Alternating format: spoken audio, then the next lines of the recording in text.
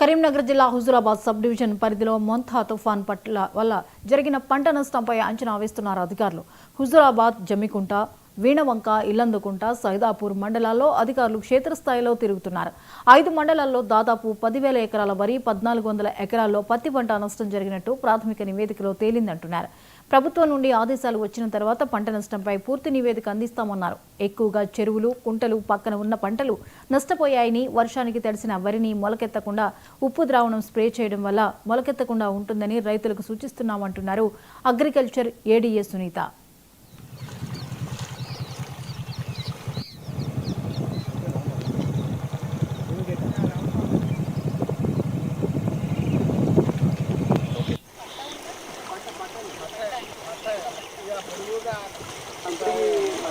వాగు పరివాహ ప్రాంతం మొత్తం